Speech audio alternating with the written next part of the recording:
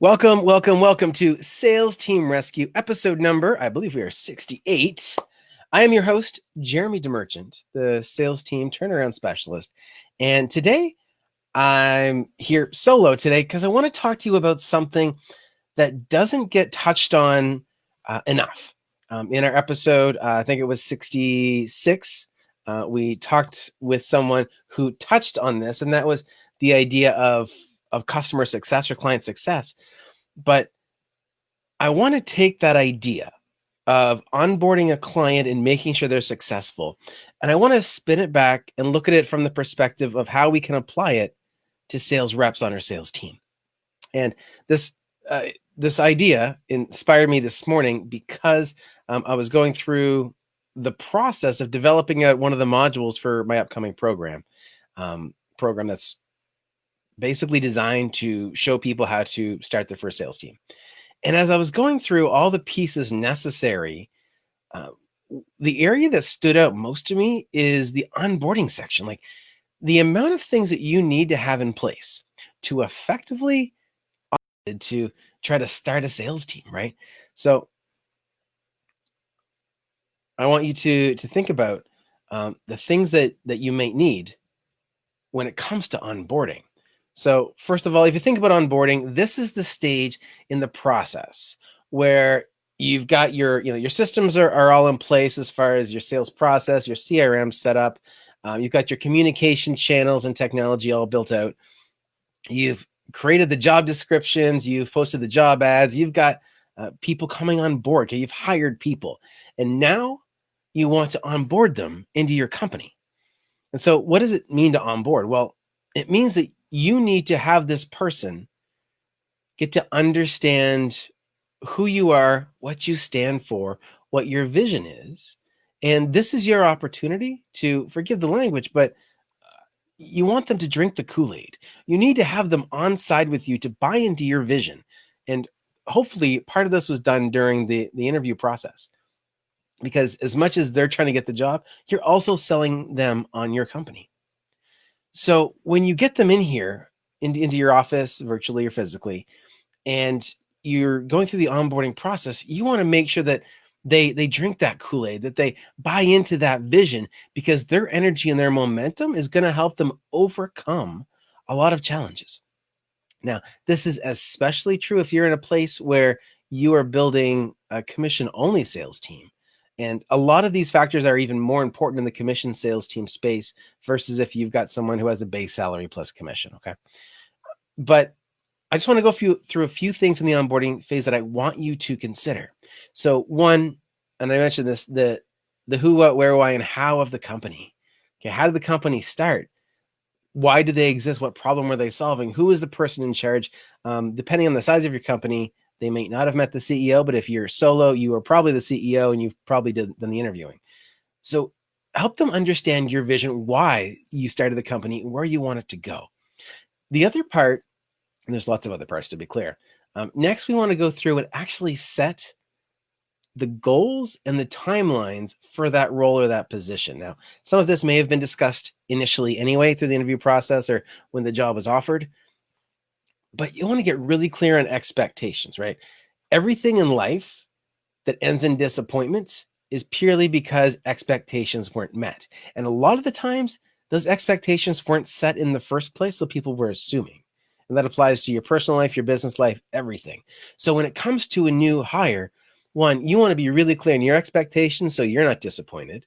But you also want to be really clear on where their expectations are at so they're not disappointed. And then if you can over-deliver, then that's a win for everybody, okay? So set those goals and the timelines or milestones so they know, hey, this is the point when I'm off and running. This is the point when I'm going through, phase one of my training. And there's a couple things that I'll mention on the training side, but at least give them that expectation. It's like you're asking them to come to a meeting that's going to take 6, 8, 10, 12, 15 weeks to get started, right? And you're saying, just trust us, we got this sorted out. But they can help, you can help them adjust their expectations by giving them some kind of timeline. And if you're not bang on, that's okay.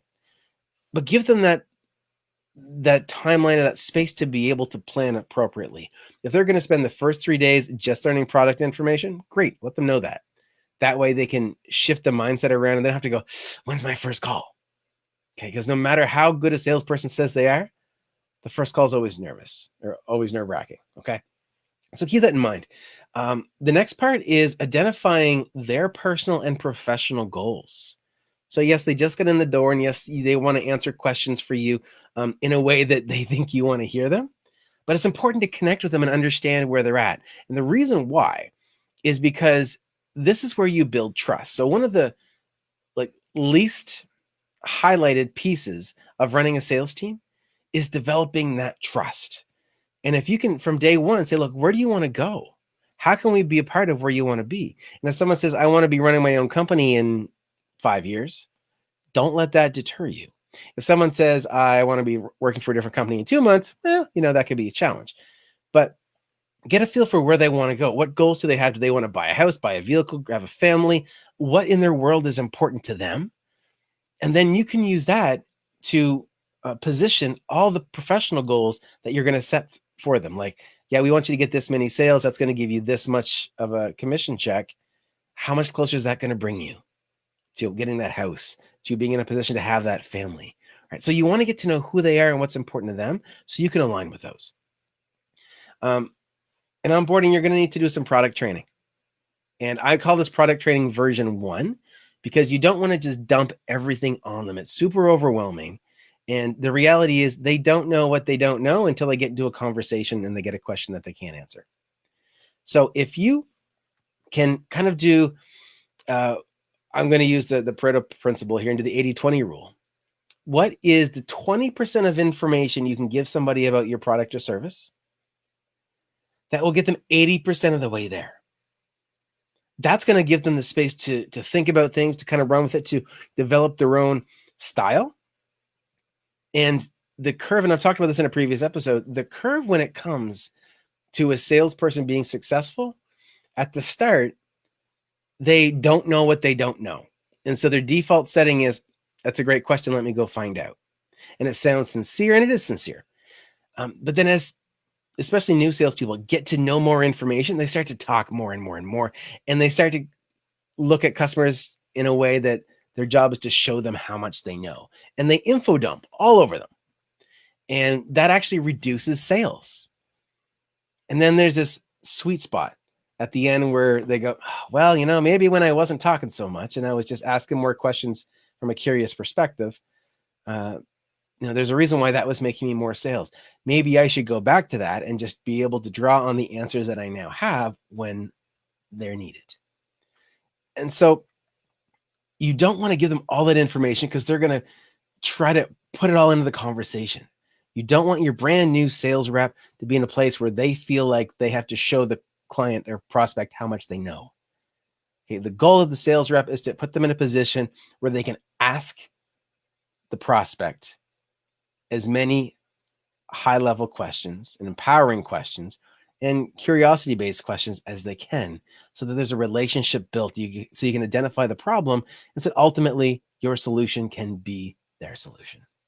Okay, so product training part 1, don't do everything. Get the 20% of content trained that will get them 80% of the way, and then let them go and experience the rest. Get on the call, see what questions people are asking, and then go back for part 2, which is the other 80%. But then their minds are in a different space to absorb it. Okay. Make sure they understand the client journey. Where does the prospect come into your business, into the sales cycle? What does the marketing end look like? What's the process for moving somebody from being exposed to marketing to actually engaging them with the sales team? What's the normal sales process? What's the normal length of the sales process? What scripts have you used? What templates have you used? And then after the sale is done, what happens next? Like, let your team know that your customers or their customers, and that they enroll, they're in good hands. And they can set that expectation for the customer as well. Back to, the disappointment in life comes from improperly set or unmet expectations. Allow them enough information about what happens after the sale is made to be able to set that expectation, so your new client or new customer has a great experience. And you can you can over deliver when it comes to that experience as well. The bar is set here, but hey, come in over top and do a better job. But make sure you're setting that expectation, because if your sales rep doesn't know and they're trying to make everything look phenomenal, like, oh, we're going to do this and that, we're going to give you the moon, and then they sign on and then onboarding happens for the customer and they're like, oh, I expected this, and this. Instantly, expectations that weren't met, unhappy customer, buyer's remorse, refund. Okay. So make sure they understand the client journey all the way through so they know where they fit. It also is really beneficial if they need help from other departments on deals. If they need to reach out to, like when I was in the education space, we needed to get along with the registrar's office to make sure that somebody met the admission requirements for the university degree that they're entering into. Right. So if you know where everybody else, or if they know where everybody else fits in the process, it gives them more power. It gives them the ability to get more support as they go. Next is systems training. Okay, so what systems are you going to use? Yes, the CRM is a major system. If you're doing contracts or agreements, what's the document signing system you have in place? Is there a phone system built out? Side note, if you're running a sales team, you should be in a place where you can record all your calls for quality and training purposes, and make sure that your reps are getting better and better and better. It also is really good. And a lot of people go, oh, I don't know if I can legally record my calls. Let me just make it really simple for you. What I do is I get on a call, or my teams, they get on a call, say, hey, my team, my manager likes me to record these calls for quality assurance. Is that cool with you? Great. Bam, push the button. Okay, most systems make it optional. When somebody calls you inbound, you can throw a little message at the front that says, your call may be recorded for quality and training purposes. If you don't agree to this, then hang up. Right. So there's ways around it. Check the laws where you're at. I'm not here to give legal advice, but people can appreciate that you want to document their conversation to make sure that what you're giving them or what you're telling them is what you're actually going to give them. Okay. Most people take comfort in it as long as you don't go, I'm going to record the call. Are you sure that's okay? Like, it's not a big deal. In fact, it's a better deal to record it so you've got documentation for everything. Okay. So that's systems training. Also in the systems, like I mentioned earlier, is the communication. Are you going to use Slack or Teamwork or whatever software to be able to communicate internally? There's a good chance that you're going to have more than one rep. In fact, you should never hire just one rep. You should always have at least two. We'll get into that in another conversation as to why that is. But you want to be able to communicate so questions can be answered quickly and they can support each other. So especially in a world where most of us are now virtual, or a lot of us are anyway, creating a system online that can replace or replicate or at least model daily huddles and weekly team meetings. We want to be able to get clear on what that process is, whether it's Zoom meetings or messages in Slack or a combination. Okay, do it all. But make sure it's all clear in your systems training. Then, of course, sales training. Okay, you do need to do the sales training. It doesn't matter how good the sales reps are that are coming in. You want to make sure that they are refreshed. And the best way, the best way, in my opinion, to do sales training is a two-step process. One is when you're telling them about your sales process, you can go into more detail on the sales conversations, the framework of the templates you've used. If you're bringing on a sales team, please, please, please have some recorded calls that they can listen to, some recorded calls that you can turn into scripts so you can start them off somewhere. They don't have to stick with that forever, but give them a good foundation to launch their career with you with. And you can talk about the nuances that happen to come with the types of conversations you're having. But then there's this just core sales training that will happen, and that'll be ongoing. Like, how do you continue to get people to go deeper, to find out what the true objections are when they say, oh, I don't have time, or I'm busy, or I got to talk to my spouse or my partner or whatever. The objection training, the posture training. How do you make somebody ensure that they're coming at the conversation from a place of leadership? How do you make sure that they're approaching it from the place of helping somebody find a solution or helping somebody make a decision? You want to ensure all this stuff so that you're consistently getting better results. Okay.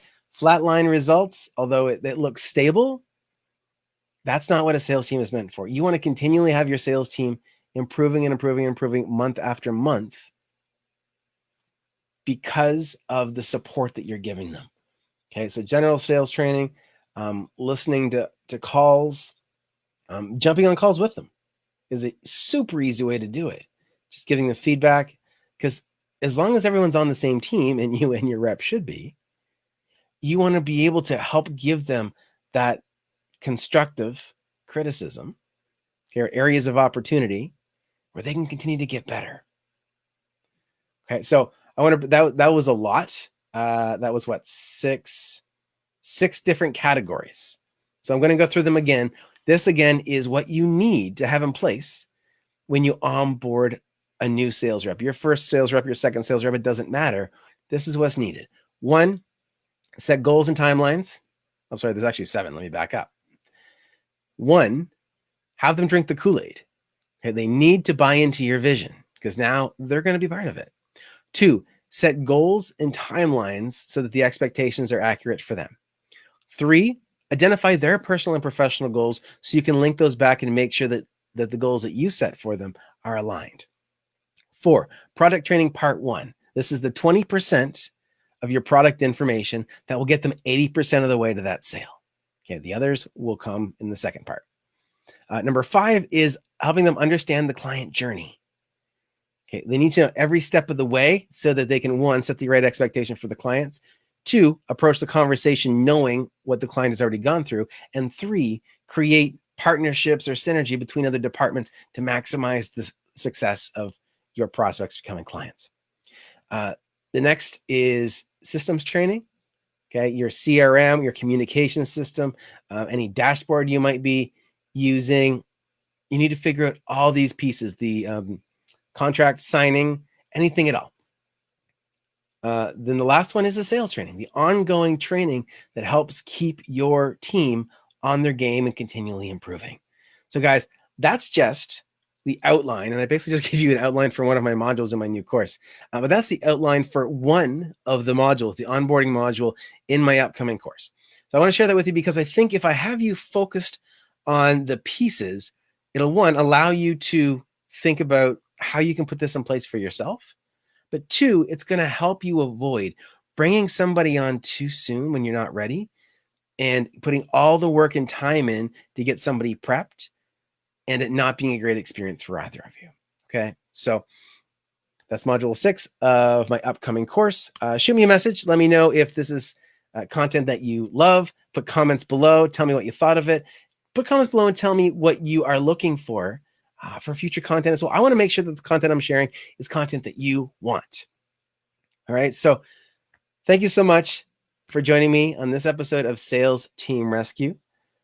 I'm your host, Jeremy DeMerchant, and remember, you can catch this recording and previous recordings at salesteamrescue.com. If you are watching us live right now, I'm super glad to have you here. If you are not, if you're listening to us on a podcast, I'm so glad you found us. And guys, you can get access to both the live recordings and the access to the podcast at salesteamrescue.com. And finally, if you want to book your own sales team blueprinting session with yours truly, you can find that at the bottom of the page at salesteamrescue.com. Have a great week. Remember, get uncomfortable, get results. We'll see you next year, Wednesday at 2 p.m. Eastern on Headspace TV. Cheers.